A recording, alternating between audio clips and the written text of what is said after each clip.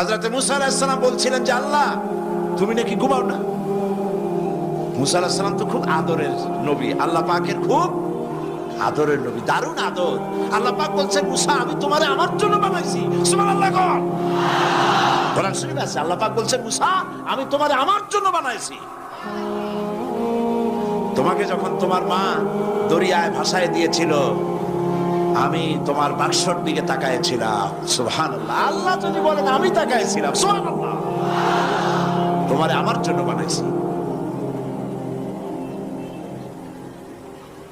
সুতরাং হযরত মুসা আলাইহিস সালাম তিনি বলছেন আল্লাহ পাক খুব আদরের নবী, তো আল্লাহ তুমি নাকি ঘুমাও না?